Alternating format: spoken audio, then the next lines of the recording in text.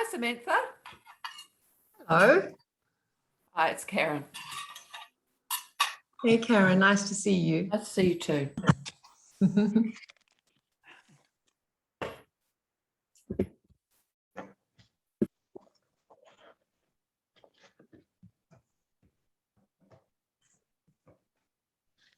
morning, everyone.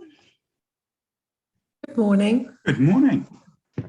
Hi there. Morning. Morning. Good morning. Morning. Good morning, good morning.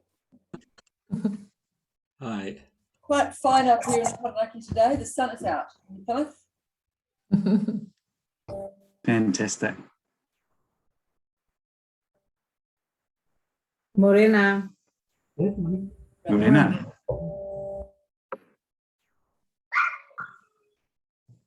Aha, I hear a puppy in the background. I've got one too mooching around. So any Sorry, I just muted it. or snuffling, it's not me, I promise, it's the dog. He's also security, and I've got courier parcels arriving. Surprise, surprise. He's a great guard dog, and there's an decision that the same dog food and pet bills for dogs who are guarding your premises. So I figured that this I love your idea, and we're going to make it happen. tiny dog can do that job. Brilliant. Okay, it looks like everybody's joined us now. A good turnout, which is great to see. Morena, tēnā korua all, and haere mai to this Kotahitanga webinar. For those of you who I haven't had the pleasure of meeting yet, my name's Will Story, and I'm the Manager of Family Services at FairWay. So while I'm not personally a practicing mediator, I do have several years' experience as a family lawyer. So I look forward to those of you who I haven't met yet. I look forward to meeting you in due course. So with me today, we have Samantha de Koning, who is our lead mediator and head of practice. Samantha, do you want to do a quick sound check? Yes, good morning. Hi, everybody. It's so nice to see all of you today. Sunny-ish day in Auckland, for those of you who are also up here on the North Island. And I'm really looking forward to our discussion this morning. Thanks, Samantha. And joining us from his home office is Auckland Barrister Jeremy Sutton. Good morning, Jeremy. I think Jeremy may be on mute. You're on, yes. There we go. Good morning, everybody. Happy Monday. It's a beautiful day outside in Auckland, and I know quite a few of you. I'm looking forward to contributing in my own little way.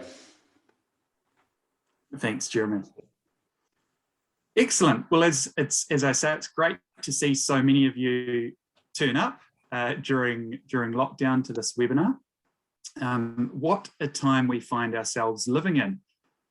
This, I don't know about you, but this lockdown has quite a different feel, doesn't it, to the first lockdown in 2020. I think during the first lockdown, it's probably fair to say that the coronavirus was novel to everyone. And I think the shock of being thrust into lockdown really bred this nationwide compliance from our citizens to, everybody. There was a lot of goodwill, and everybody was willing to wait, I think, to resolve their family matters through much of the lockdown. During our first lockdown, many of us were focused on the technological issues. So having to meet with parties via AVL link as opposed to face-to-face, learning how to put parties in waiting rooms on Zoom, figuring out how to get parties to sign agreements to mediate and return them to us. All of the technological issues really rose to the top and were at the forefront. This time round, I think we've had our practice run really, And I don't know about you, but certainly at FairWay here, we've had a real steady flow of new cases coming through, indicative that parties aren't really willing to wait. And I think that's symptomatic of broader issues, really, in that despite the fact that we are all in lockdown, there are some crucial decisions that families are needing to make at this time. Crucial decisions around shared care arrangements, trying to interpret lockdown rules in conjunction with the law, and of course the big guardianship decisions such as travel, medical treatment, and the big issue of vaccinations.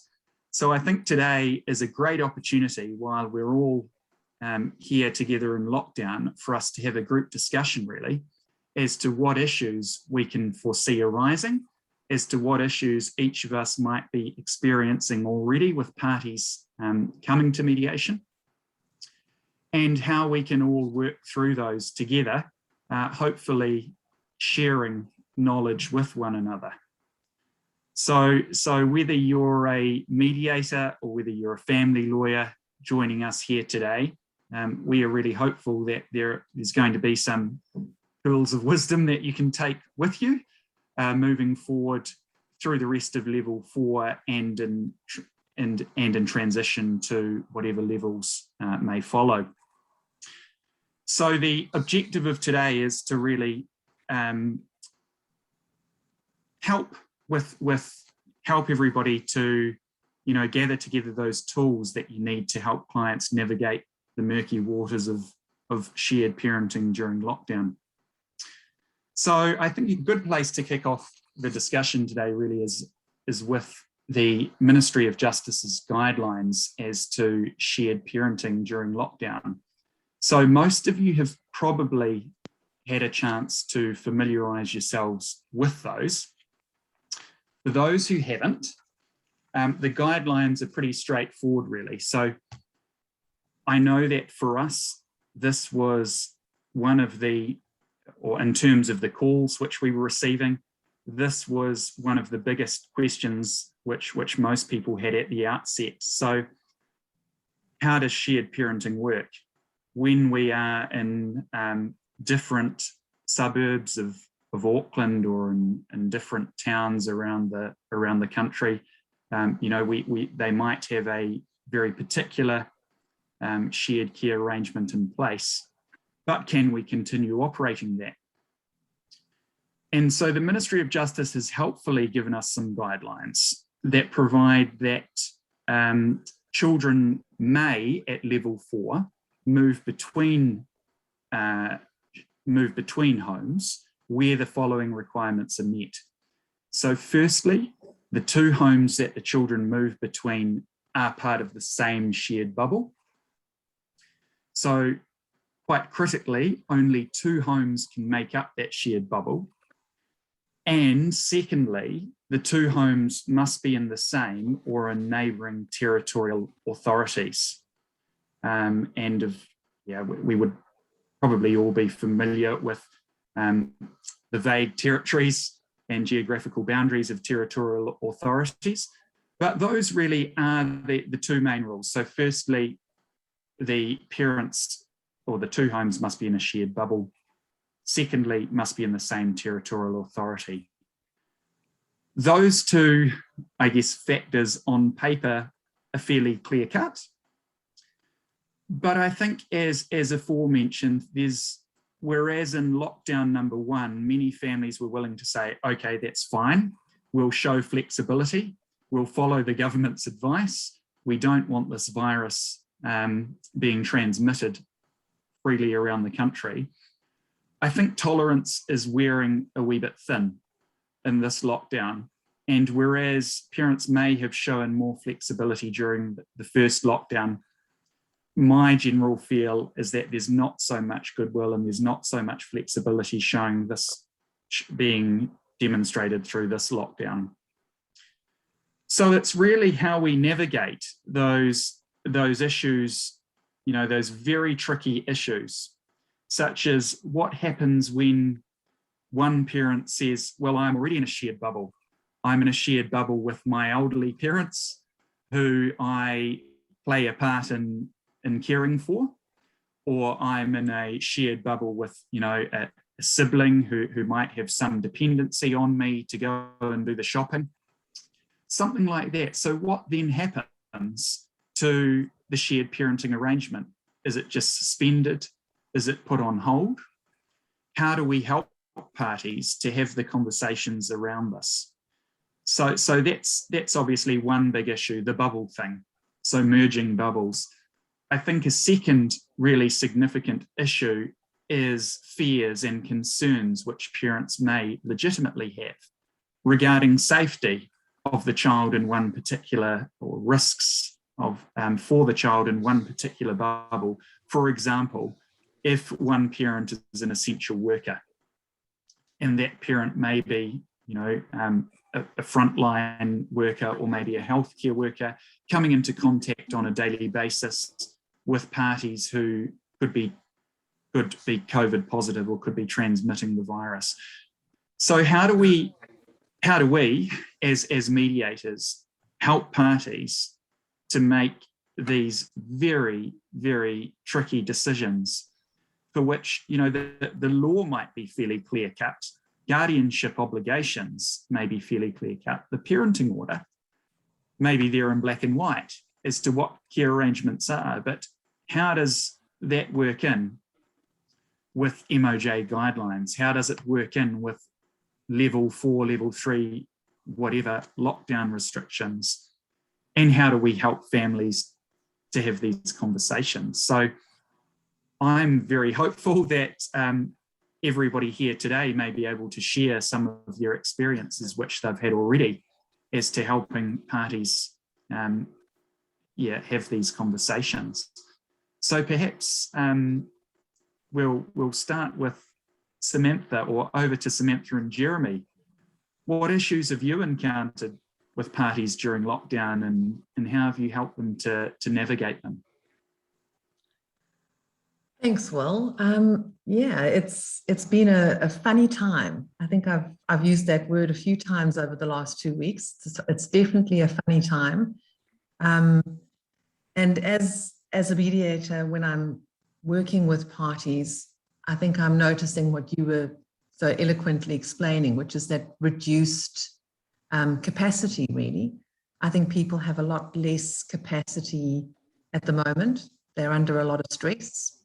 Less capacity means less capacity to manage conflict, to manage change, and to collaborate with one another. And while in the first lockdown, there was a general feeling of, we'll sort of make this work together. It's only going to be for a short time. So hopefully, we can do anything for a short time. For many parents, I think that there's a realization or a worry that this is going to become more and more frequent.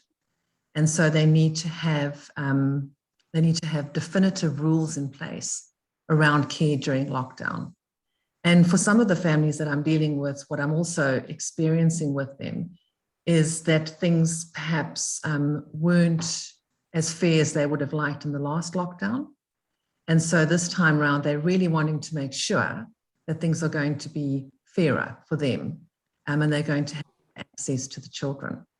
And that creates all sorts of other issues for the reasons that you explained. The fact that merging bubbles, people do have other responsibilities. One of the issues that comes up a lot is the fact that both parents are trying to work from home. And so previously, while they might have had a shared care where the children went to one parent over the weekends, that's not really possible because both parents are trying to work, and how they're going to support each other with that. So all of those things, I think, accumulate. And on top of that, there's the fear. There's the real worry about this virus and what it means. It does feel like it's very novel in the sense that our hopes around what's going to happen going forward are perhaps less than what they were. And so parents are really, really worried for their own health, but also for the health of their children and their families. And so it's really stressful and challenging. And, as mediators, our job is always to empower parents to make decisions together. And we need to work with the capacity that they have. And how do we increase their capacity to make decisions together is really front of mind at the moment for me. No, that's great. Thanks, Samantha. And Jeremy, what about you? Well, what I want to do is, from a family lawyer's perspective, just give you an insight on the half a dozen issues, if you like, that we're dealing with at the moment, and then come back on several of those, and lots of people who are listening, I'm sure, will have experienced the same thing. So the first issue is still around changeover, where changeover is going to occur, what time that's going to occur. The second issue is around the third bubble. I don't think there is an easy solution to the third bubble with blended families. I think it's always going to be very challenging. Then we have vaccination, which we're going to talk about a bit later. Consistency of homework and what I call parenting styles, the way that you're going to operate with the children during lockdown. Is homework going to be done? What time are the kids going to go to sleep? What are the rules, the revised rules, going to be around screens in lockdown? Then breaches of the bubble, grandparents. So there are a number of occasions where grandparents, quite understandably are wanting to see families, but of course that's a breach. And then safety issues. I wanted to raise this because Jacinda talked about it in one of her addresses a couple of days ago. I have had people who've had issues being in the bubble, adults. They don't need to stay in the bubble. They need to call 111. There is a process there that they can then go through. And because you've got the other party in the room, often the person on the end of the phone can direct the caller to what it is to happen, and how they're going to become safe. So those are some of the issues, and then I just wanted to go back and talk about the consistency issue, because it's one particular client that I have, and she's got 5 children, and what she's been doing with the kids is saying, look, we're going to have the screens in with me on a tray at 7 o'clock every night. And, it's very hard with those 5 kids across a variety of ages. And so one night the kid decided, no, she wasn't going to give the iPhone back. No, it's mine. And that created a massive, massive scene. And so what I'm saying is, as mediators, we need to be flexible. People need to, the adults need to be thinking around, look, this is an extraordinary time. This is a special place. We've got to be relaxing the rules. Maybe the child doesn't go to bed at his normal time at all. Maybe he just stays up for 2 or 3 hours later. It's going to be okay. So, and then apart from that, I think the grandparents issue is really difficult. I would be interested in other people's comments on that. But really, there's the tension, isn't there, between the rules and the flexibility. I think you've picked up on some really good, some very valid points there, Jeremy. And in particular, the consistency one is huge too, isn't it? Having that consistency between households, because many of us have just been in survival mode. And I know I hear lots of stories, even from family members, about what they're doing to get their children through this lockdown. And many have just resigned to the fact that school, the schooling timetable, homeschool's gone out the door, and it's do what you need to get your kids through. And I think particularly where there's movement between shared parenting bubbles, that is very difficult, isn't it, when one parent might have different expectations, and it's really around managing those expectations. So yeah, some great points there to unpack, Jeremy, for sure.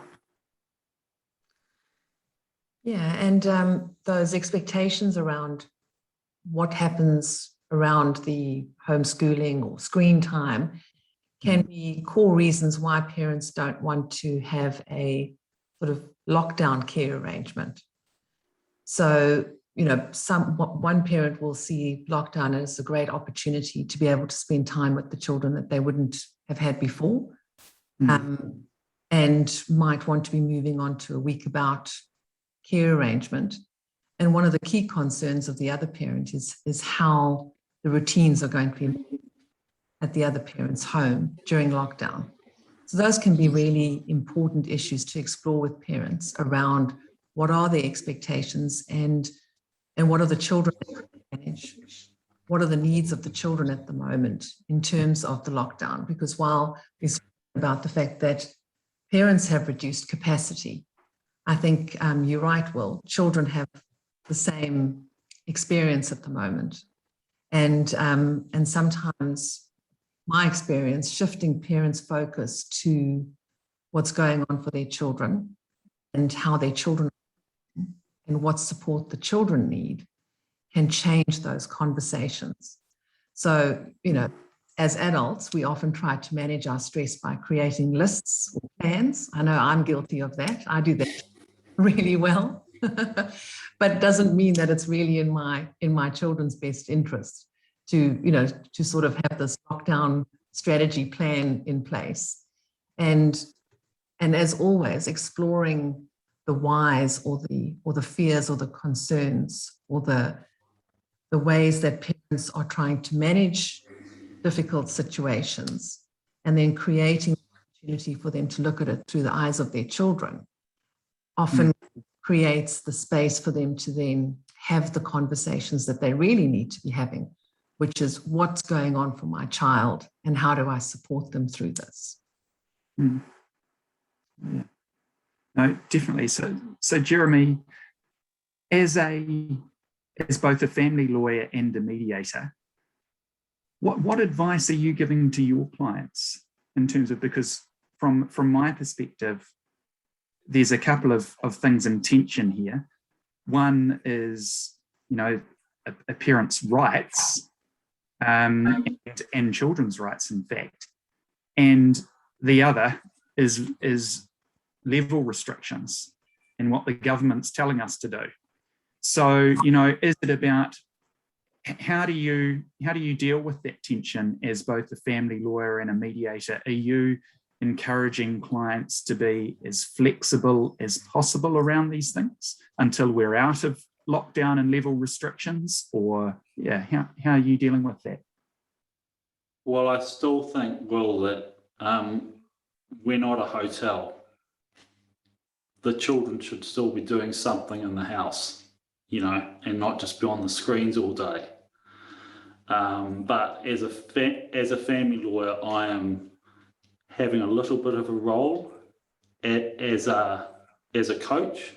I'm saying sometimes to the client, look, you're doing well, you're doing fantastic. This is a extraordinary time. Things will move on from this. And then I'm trying to get them help from psychologists. And funnily enough, the most experienced psychologists I am able to access, because there are all these gaps now, because those face-to-face hearings are all gone, and so psychologists haven't got a week of Zooms. So I'm trying to get them help there.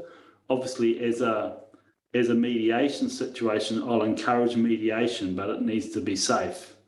And not all the clients are in that aspect. Although on Zoom, it might be argued that it's easier to do a mediation for those type of people. I'd be interested to know from others whether they have been conducting mediations on Zoom where there is a slight, or a significant safety issue. Yeah. Well, look, I think you've touched on a good point there, and in fact, there has been quite a bit in the media recently, hasn't there, as to the family violence rates escalating during lockdown, which is extremely troubling and concerning, but perhaps not surprising. But I think from my perspective, there really would be enough to unpack there in a completely separate webinar, and it probably deserves to have one on its own, really, dealing with family violence. But that is a huge component of it, isn't it? That dynamic and how that's dealt with in the present lockdown.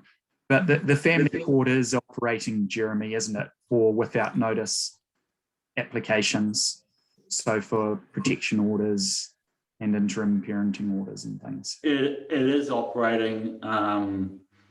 My knowledge in the last couple of weeks is I don't know that many applications that are being applied for amongst my peers, but I know with these issues that have gone through, the police are being involved a lot.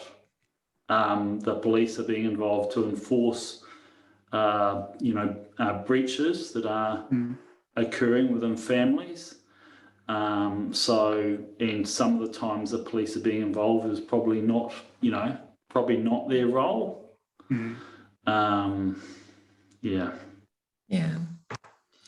It's interesting point that you made, Jeremy, about what support parties need to be able to participate effectively in mediation. And that's really important in any situation, but especially, I think, in this highly stressful lockdown situation. And in my own mediations, I always, in my head, imagine the team that needs to be in place to support parents on their journey to the mediation table.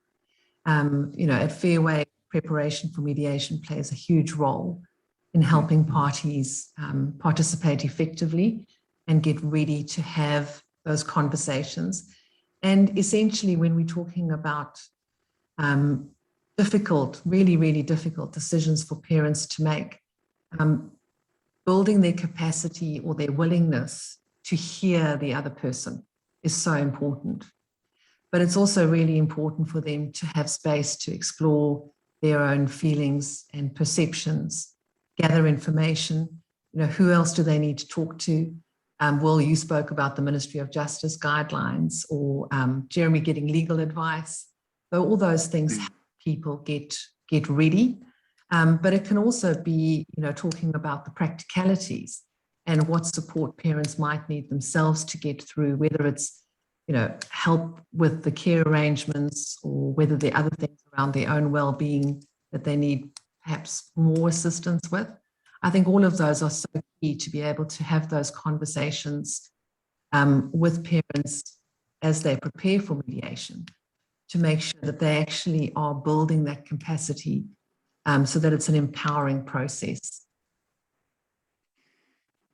Definitely, Sam, and you've touched on some good points there, but I think particularly I'd like to spend a little bit more time perhaps later when we're talking about vaccinations to talk about the various different channels of information available to clients and to families, where they should be going for information to help them make their decisions. But in the meantime, I just see that there's a couple of questions which have come through, or a couple of items on the chat. So one was saying, can we add to Jeremy's list the parent who uses the lockdown to refuse to continue shared care pursuant to the parenting order? I have certainly heard of this happening. Yeah. And how do we deal with that situation? So, I guess we're talking really about the parent who may say, I've merged my bubble already, just because they're trying to obfuscate the other parent's contact. You know, when it may be that they don't have a close relationship with their parents or the other people in their bubble ordinarily, but they've merged bubbles in order to almost deliberately obstruct contact. How do we deal with that situation? And how do we, how do we support parents to navigate that one? That's a very tricky one, isn't it? It is a tricky one, and something which I think earlier when I spoke about, things that may have happened in the last lockdown, which one parent was willing to overlook. That is something that did happen in some cases. And so, that memory of not being able to see their children for quite a length of time is still very front of mind for some parents. And this lockdown has brought that back again, and the determination that this is not going to happen for a second time. And in fact, somebody else has commented, I find parents coming to mediation with a need to speak about the trauma experience from the last level 4 and the last bad experiences. This applies to a parent alienating the other parent and the very difficult time readjusting the children to shared care when restrictions are lifted. That really is the crux of it, isn't it? That's the hardest thing for parties to manage during lockdowns. So the parent who is deliberately obstructing the other parent's contact, and of course the effect of this is at this stage it's so uncertain, but who knows how long level restrictions are going to go on for. They could go on for 2 or 3 months. By the end of that process, the child could be successfully alienated from the other parent. How do we help clients to manage that? On the one hand, there is the family lawyer and the mediators encouraging parties to be flexible. But then on the other hand, there's, an aggrieved parent, probably quite possibly legitimately aggrieved because they are not getting to exercise their right, so to speak, to have shared care. And by the end of the process, the child could effectively be alienated. Is there anything we can do about that? Nicola, do you have... I think Nicola's...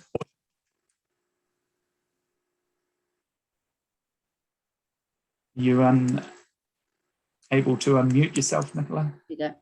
I don't know if I have any answers, people, but I make a comment around this is that in my experience, the alienation theme isn't a new one for these parties, that in fact, throughout their separation history, there've been little elements of this coming in, creeping in, and then level 4 restrictions have provided a really easy template to increase that. So I think there are a whole lot of parents that don't go straight to that at all, and they're very, very willing to do what they can do. But the ones that have had separation relationship themes of this going on, those are the ones that I find tend to really land in it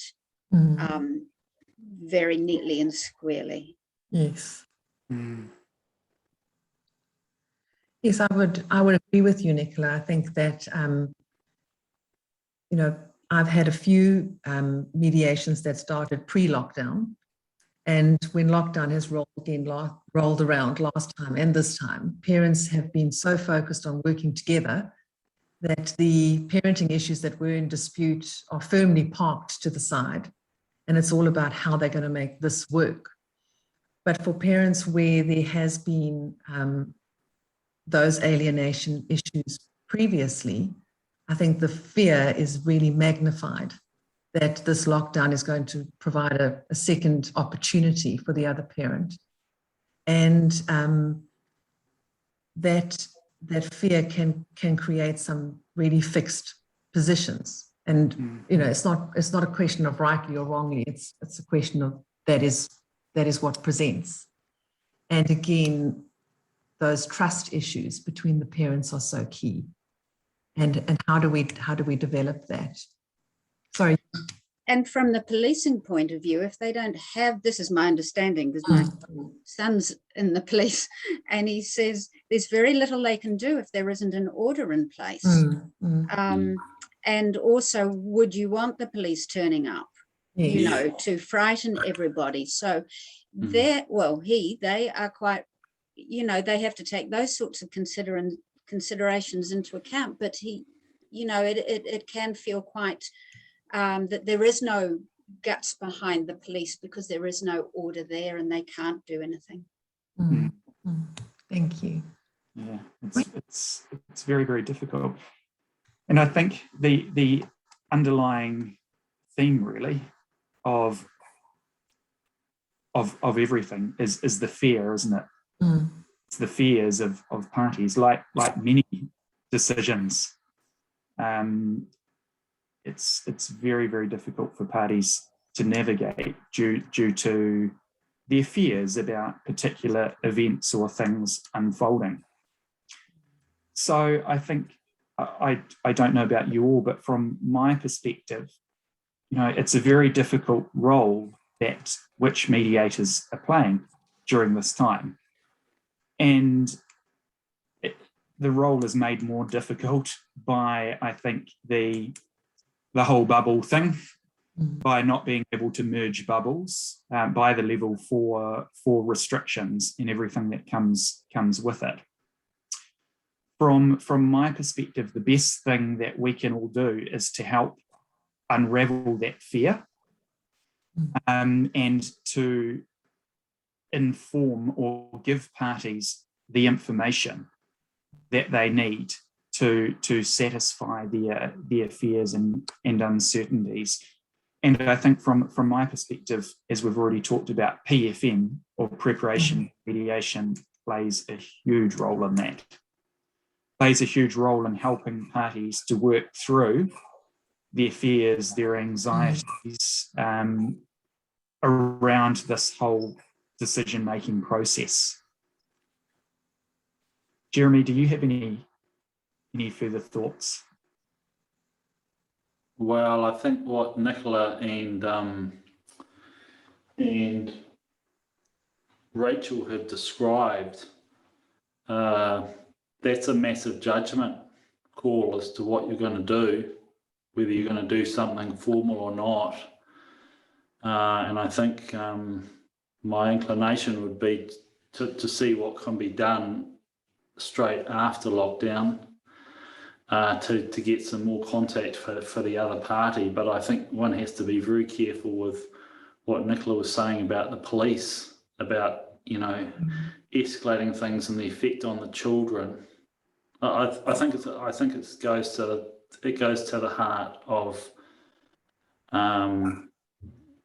you know, what we need to do. Often it's you know, it's a very fine line to decide to do something formally or to work it out informally. Of course, if it was a parenting order, it was through the family court. Hopefully, Rachel would be the lawyer for child, and she would sort it out. But she'd use her magic. But if it's not an order in the court, then you know, maybe a family member, maybe someone could get on Zoom. Maybe, you know, there are other informal ways that you can try and sort it out, but it's extremely difficult, Will. No, it certainly is. I'm just looking here, another couple of comments from people. Okay, so Paul has commented, I have some thoughts about how to encourage parenting understandings that cover exceptional circumstances such as COVID impact. Paul, we'd be very keen to hear from you if you're willing to unmute yourself.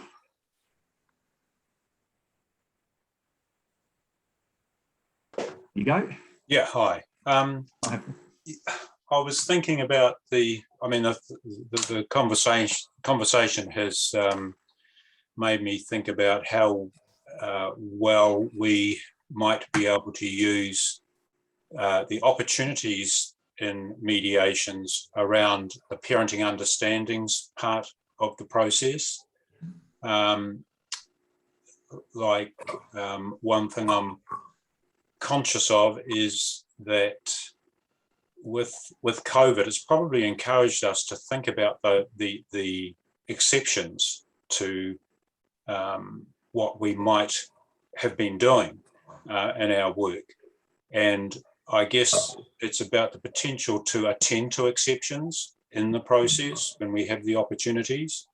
So, for example, I was thinking about how I quite often encourage parties around identifying ways of communicating with each other around urgent or immediate needs, or bigger picture matters like guardianship things like health, education and behaviours, and have working out ways of communicating around those things. And I was thinking about, with what's happening at the moment, it's almost like you need to have another piece in there around how you attend to exceptions like COVID. What are we going to do if those circumstances, come up? What is a way of attending to that now and in the future, so that they actually build that in to their agreement, and even very basic things like thinking about how they're going to conduct themselves, not only in the mediation when they're. I encourage parties right at the beginning to tell me what they want that would help this mediation process go well, and very simple things like the listening to each other, not talking over the top of each other, focusing on the children, thinking to the future and not getting stuck in the past. And I invite them to think about how they can build them into their parenting understandings, so that some of those very principled and basic things that they might hope will happen, I encourage them to put them into words and build them into the parenting understandings. So I think it's really helpful to encourage them to start with that, but then build a construct around how they're going to communicate around different circumstances, from immediate things, urgent things, bigger picture things, it's like social media for children and what things they can get on the same page about, and COVID exceptions. How do we attend to that? Making reference to the Ministry of Justice material that's available to them, so that we're as clear as we can be to resource them around the things that they might be able to do as parents. So the conversation that you've been having has encouraged me to think about some of those things. Wonderful. Thanks, Paul. Some great thoughts there.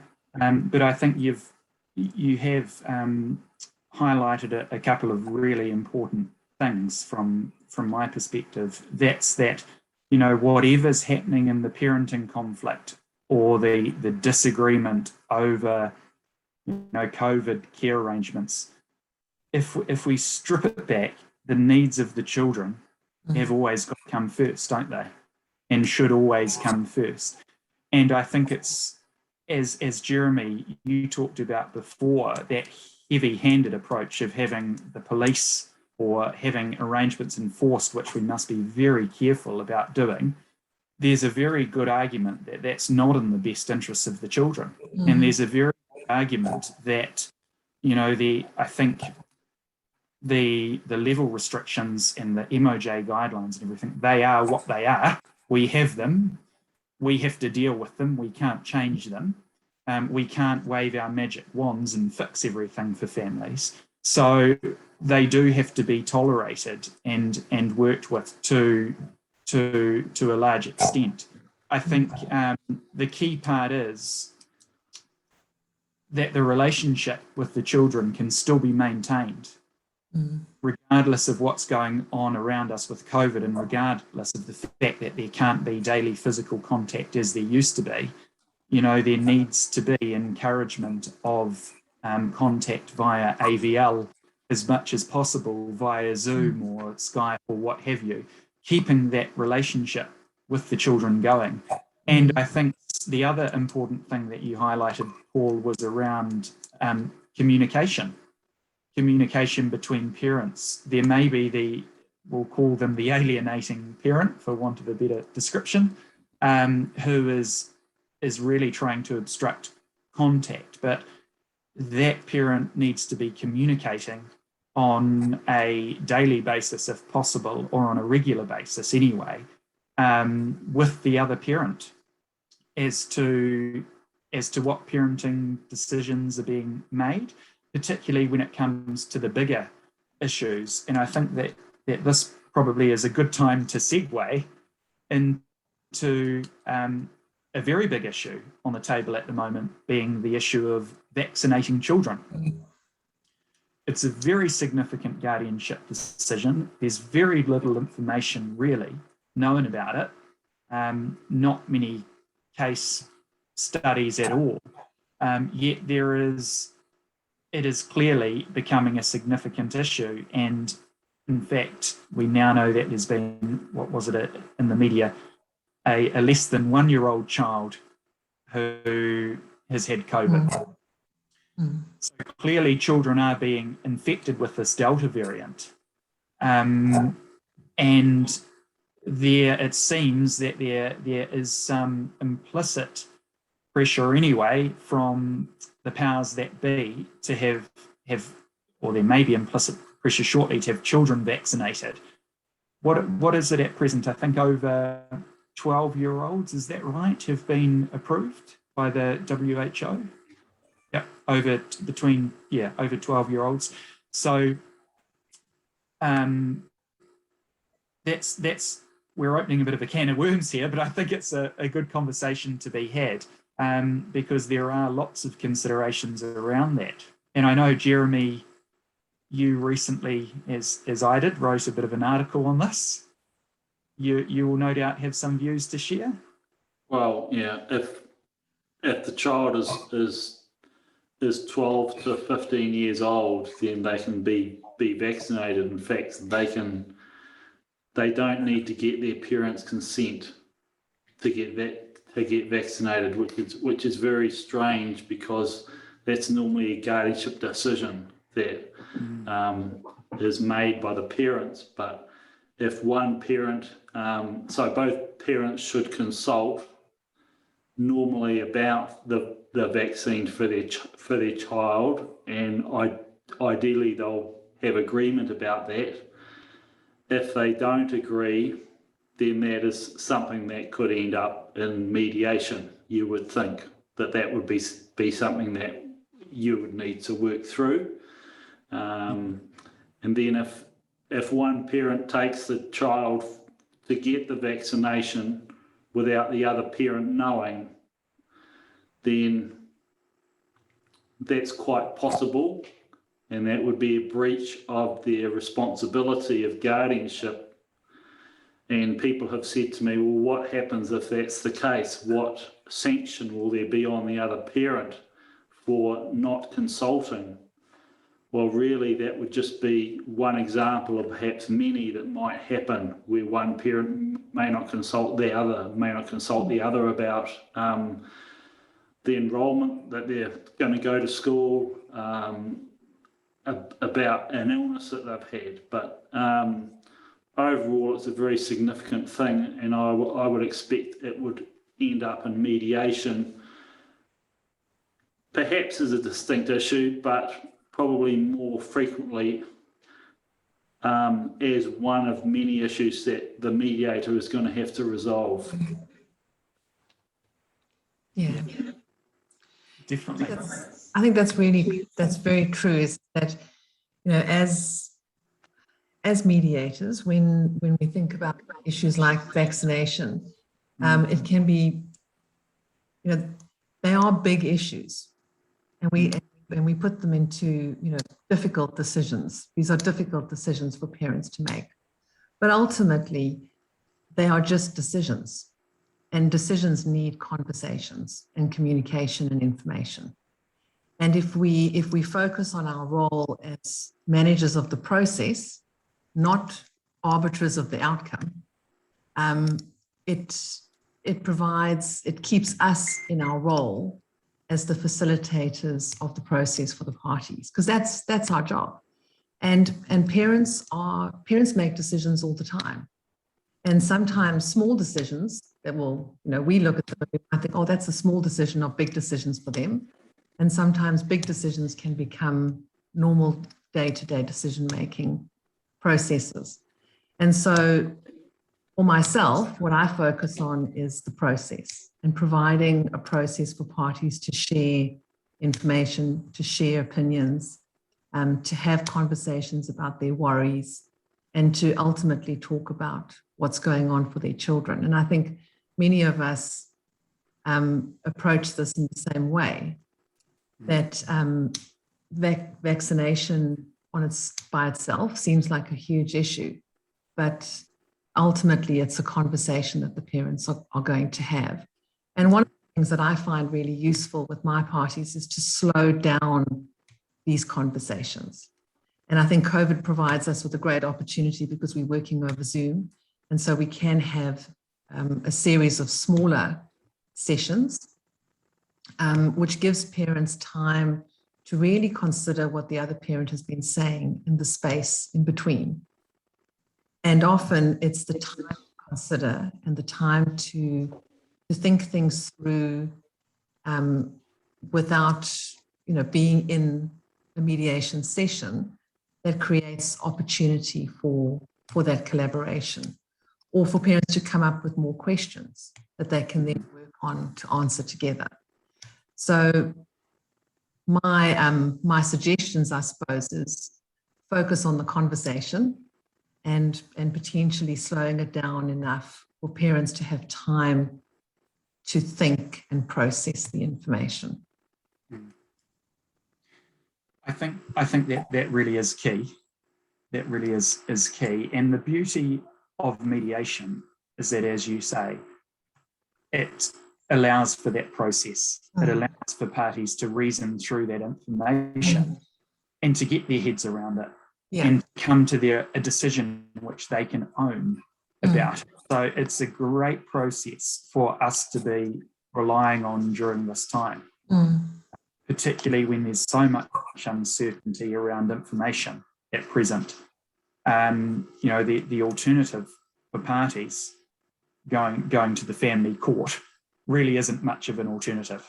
No. This is mediation is the way for such disputes, in my view, during this this pandemic. I guess just an interesting couple of comments here. But one of our participants said that they did a mediation last week where one parent wanted the child vaccinated and the other didn't. Does that person want to share anything further with us? Sure. Hi, it's Kelly here. I did kind of a more informal one last week where I was approached by both the parties. And what I did is exactly what Samantha said, is that I broke it down into a couple of short mediations so they could go away and get a little bit more expert advice. What I had one person who, the mother definitely wanted the children to be vaccinated. There was two children, one wanted to be vaccinated and one didn't. And the father was Māori, and he said that it conflicted with his values. So I did a lot of mediation around their around values clarification and trying to get, they both had the best interests of the children at heart. So I tried to dig deeper and deeper into their values and clarify what the underlying interests were around that. And did that for the first session so they could each go away and think about each other's values and try and find a commonality with that. And then I also got the Māori participant to speak to Kamatua and have more of an understanding of what is going on in that realm, which is changing rapidly in New Zealand as well, and go back to their marae. And then I also wanted the other participant who wasn't Māori to do some research into that as well to help understand the values. And then we've come back again and formulated a plan moving forward, having a commonality of actually understanding each other's values and the underlying interests into relation to that. And I found that the more that you dig deeper in people's interests and values, it's not actually about the vaccination, it becomes about other parenting issues. Yeah. Absolutely. That's the interesting thing, right? Yeah, yeah. As the point was made earlier about alienation, it's not COVID that's causing it. It's, the alienation has been happening, or the parent's been waiting on an opportunity, to make it happen. That's some really good points there. Yeah. Thank you for sharing, Kelly. Thank you, Kelly. Yeah. Rachel says here that she encourages parents to think how they would discuss and make guardianship decisions if they weren't separated. So these decisions, as she points out quite rightly, aren't unique to separated parents. No. The guardianship debate could well be between happily together parents, couldn't it? Yes. Yeah. Rachel, did you want to add anything to that? No, not really. Just I think it's a common theme that when you're mediating with people, they tend to think, I find, this is the situation is, extreme or, unusually difficult. And so by trying to normalize some of what we're doing, by saying all parents actually are dealing with these issues, and you would have had to deal with this if you stayed together. So trying to perhaps tough decisions they've made in the past as parents of their children, how did they resolve those? And was it a process, or if it wasn't, how could they do it better now? This is almost a fantastic opportunity with a bit of help to find a new way of making good decisions for their children, but also them not feeling that this is all impossibly difficult because they are separated. Yeah, that's so true. That's really true. And the other thing, in terms of shorter sessions or having a process for decision making, can often be the commit. And I think, Paul, you touched on this a bit. It's about the parenting understandings around that process. So sometimes, we can't agree yet, but we can agree that neither of us are going to do anything without talking to the other. We can agree that we're going to see this process through, and we're going to give it our best shot to come to an agreement. Just so that there's clarity for parents, or building that trust that neither one's going to do anything, scary with the children while the process is ongoing. I think that can be really key as well, because that's often sitting in the back of the minds of one of the parents, as Jeremy said, parents going off and getting one child vaccinated during those conversations around it. But also, staying positive. They can make this decision. They've done it before, as Rachel said, they've done it before, and they can do it again. And while it is a big decision, they've made so many other decisions together that through that communication process and the sharing of information and the willingness to listen, they will be able to do it again. Definitely. Jeremy, any perhaps closing thoughts from you? Well, if the parties can agree on something like vaccination, it is a big issue, then they're able to trust each other. If they're able to talk it through, if they're able to trust each other, the children will see that there is that trust. They'll that will be in the interest and welfare of the children. So people just need to know that and need to work through those issues. Yeah. It's a big one, isn't it? Awesome. Does anybody else have any stories which they can share with us of cases which they might have dealt with or be dealing with at present, which they're willing to share more on. Actually, for me, Will, the biggest issue has been one parent using it as an excuse for the other parent not to see the children. And that's been very hard to work with, because the other parent's sort of devastated. But you know, from a practical point of view, as you were discussing before, you can't send the police around. You know, it just makes the relationship a lot worse and much then less likely to come to any agreement without court. So yeah, it's not easy. No, it's not easy. But I think I was just going to say, one thing I've come across in my mediation is just checking out the expectations of the age and stage of children. So sometimes the non-caring parent is wanting to have half an hour or 40 minutes on the phone with this 3-year-old, and to bring it back to stage of development. So it's not the other parent that's saying this is unreasonable, and it always ends not well, because actually the 3-year-old is lucky to have 60 seconds on the phone or whatever, or drops the phone or whatever it is. And sometimes just going back to the age and stage and clarifying that it's just that determines how long a non-caring parent can have contact with the child, and that proves helpful because it's an outside determinant. It's got nothing to do with either parent. Yeah.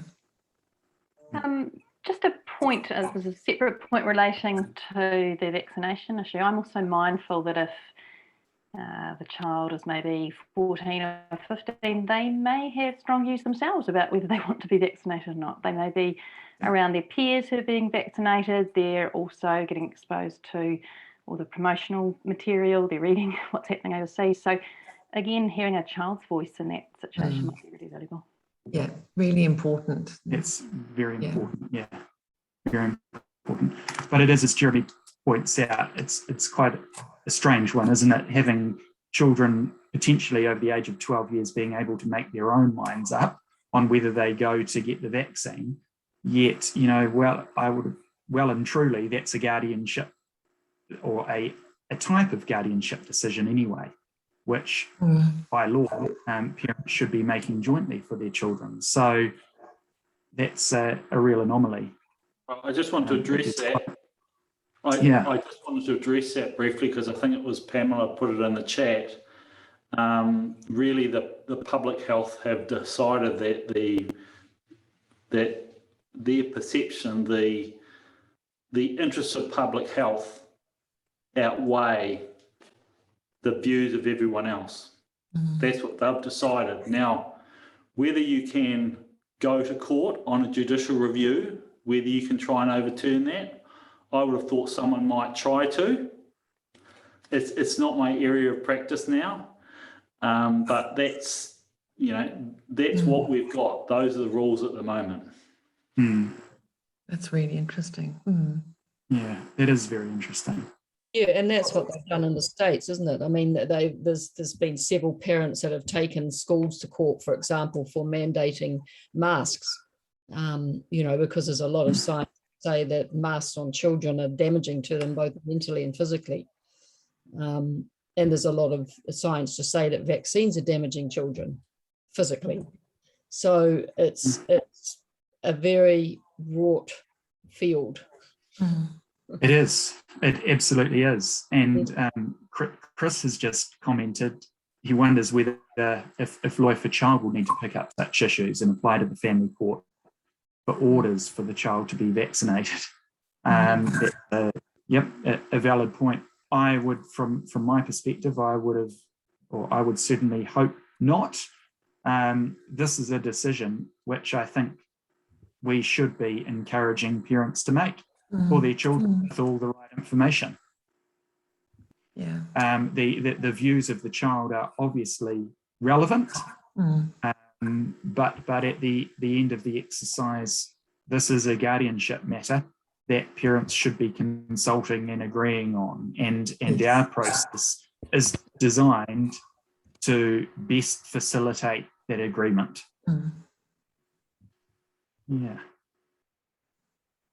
but some very interesting thoughts and views, and I guess over time things will maybe become more clearer as more research is available to us. But I think key themes really from today are that, you know, we are here in this role to help facilitate parents' good decision making. There are a number of places that parents can go to get good information, and where we should be directing people to get good information from. I think PFM is a huge part of it, preparing parties to have these conversations, preparing parties to tackle these big issues, and helping them to find the information that they need to find to make the decisions. That's a huge part of it. I also think in terms of our day-to-day mediations, helping parents to plan beyond COVID is a big one too.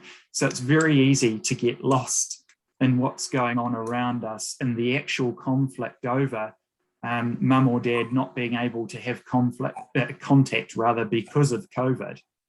We need to encourage parties to look beyond that, so to plan into the future. So what's going to happen when we come out of these, come out of lockdown? How's parenting then going to look? And how are we going to cope in the meantime to make sure that relationships are fostered and that no alienation is occurring? So yeah, there are some real ways in which I feel that mediators can help, and I hope that everybody, you know, sees it that way as well. Are there any other closing comments or thoughts from anyone?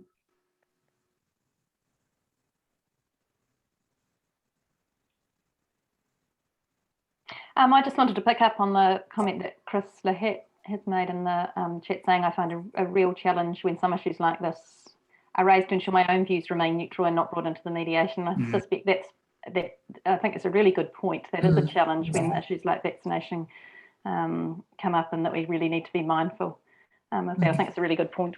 Yeah. That is a really good point, Di.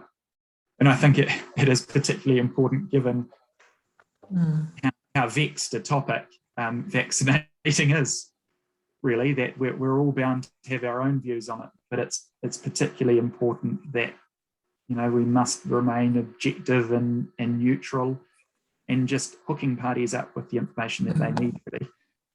Yeah.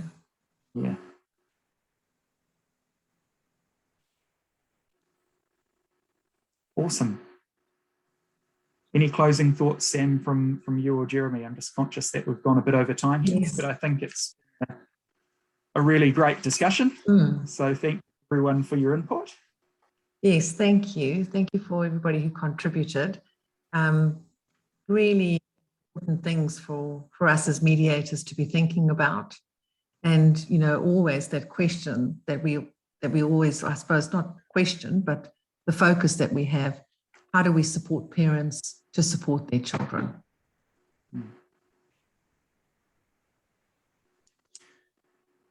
Definitely. So I think there's possibly, depending on where lockdown goes, there's probably room for more webinars on this topic, or on, you know, certainly as more information comes to light, really, and we have more precedent to work with. Yes. Excellent. Well, thank you all so much for joining us today. As I say, I think it's been a really good discussion and great to hear about other people's experiences.